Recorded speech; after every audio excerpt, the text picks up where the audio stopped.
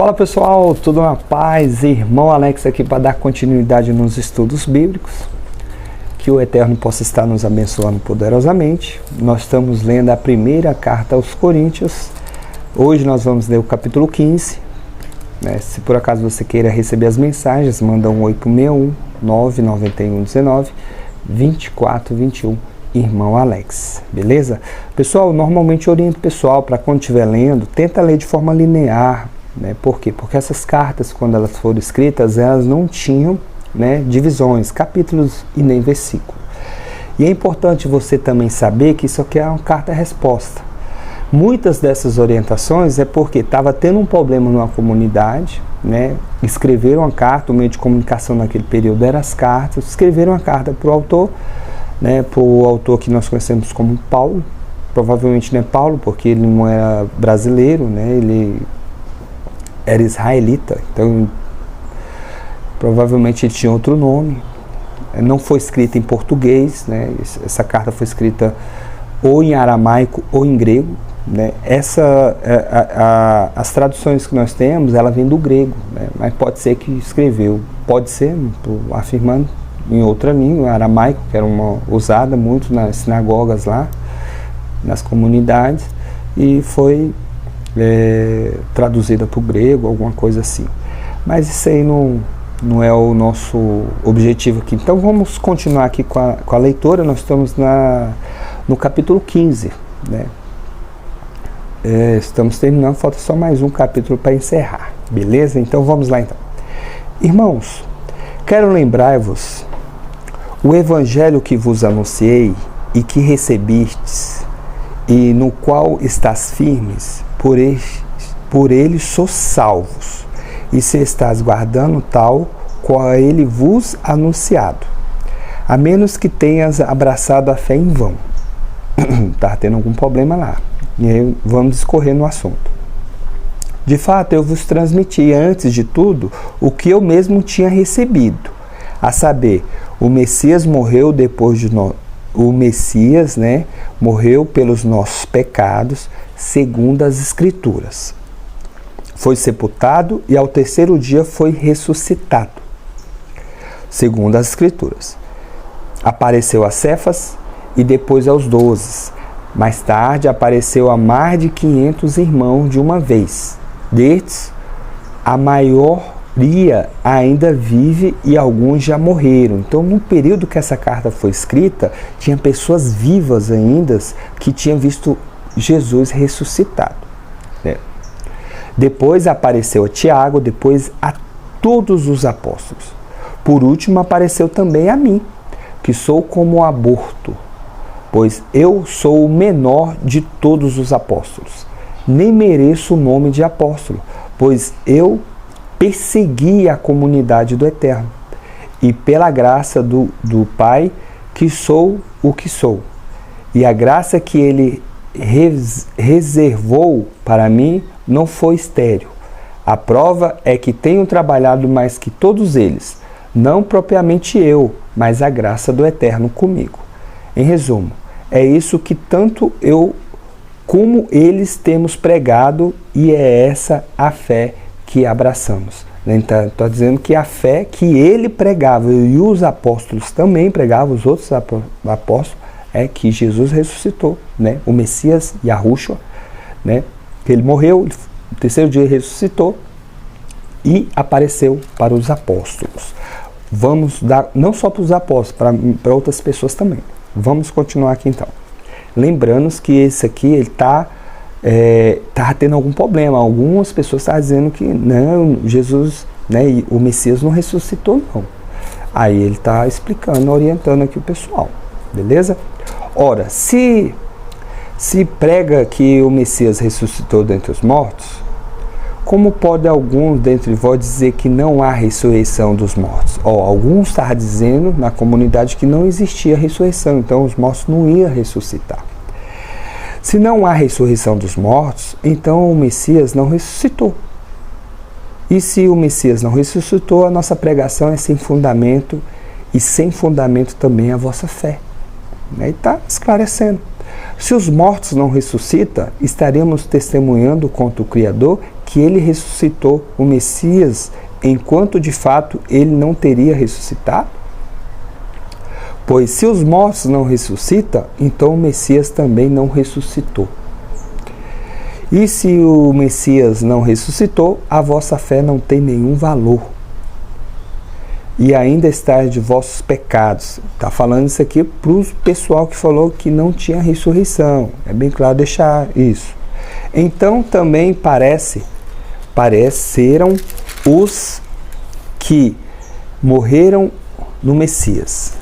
Se é só para esta vida que podemos a nossa esperança, em Messias somos dentre todos os homens os mais dignos de compaixão. Mas na realidade o Messias ressuscitou dentre os mortos como primícia dos que morreram. Com efeito, por um homem veio a morte e também por um homem que veio a ressurreição dos mortos. Como em Adão todos morreram, assim o Messias todos serão vivificados. Interessante isso aqui. Cada qual, porém, na sua própria categoria, como primícias do Messias, depois os que pertencem ao Messias por ocasião da sua vinda.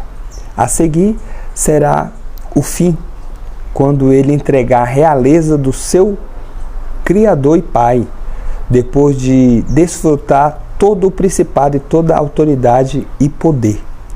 Pois é preciso que ele reine, o Messias, até que o Eterno ponha todos os seus inimigos debaixo dos seus pés. O último inimigo a ser destruído é a morte. Com efeito, o Eterno pôs tudo debaixo dos seus pés. Ora, quando ele disse, tudo está submetido, isso evidentemente não inclui aquele que submeteu todas as coisas. Mas quando tudo lhe estiver submetido, então o próprio Filho se submeterá àquele que lhe submeteu todas as coisas, para que o Eterno seja tudo em todos. Show, né? Se não fosse assim, o que pretenderiam aqueles que se fazem batizar em favor dos mortos? Então, existia naquele período que as pessoas estavam batizando as pessoas depois que elas morriam. Interessante isso aqui.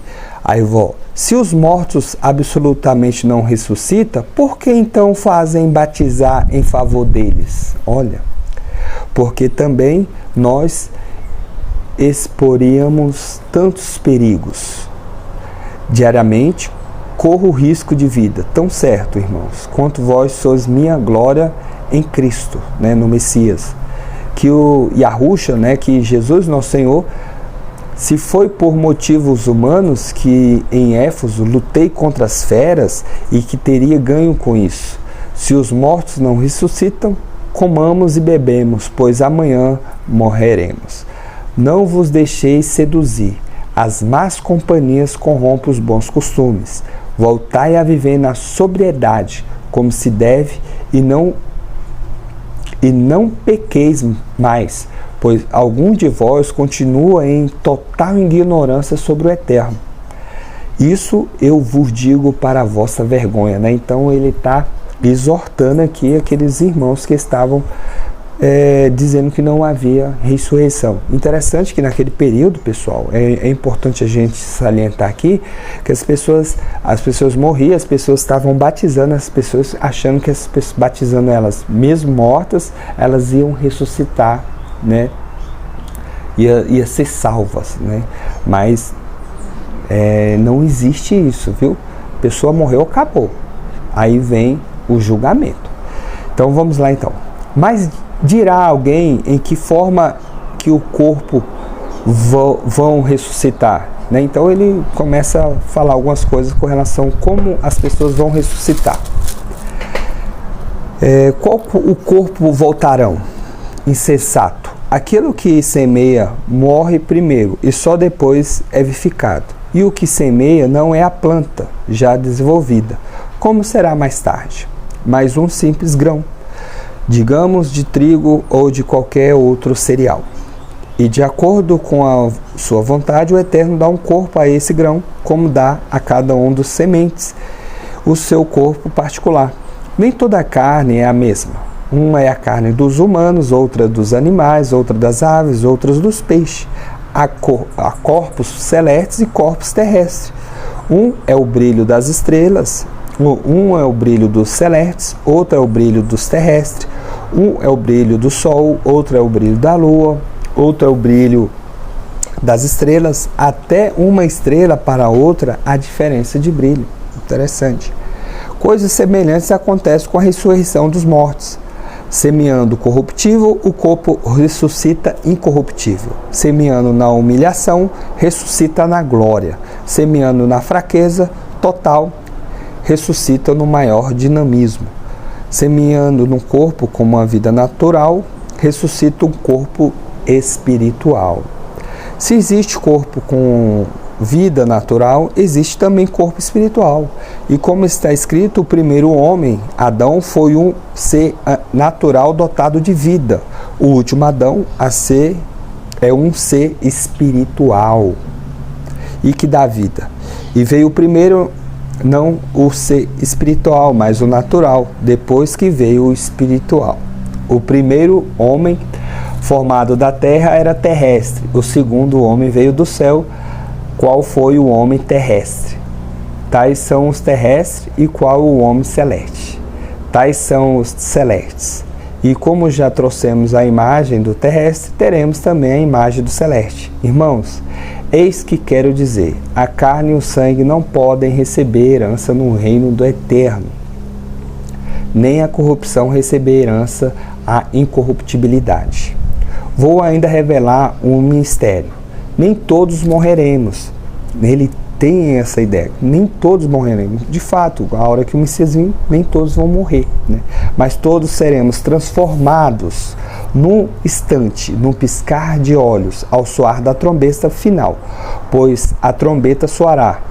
Não só os mortos ressuscitarão incorruptíveis, mas nós também seremos transformados, pois é preciso que este ser corruptível se vista de incorruptibilidade, e este ser mortal se vista de imortabilidade.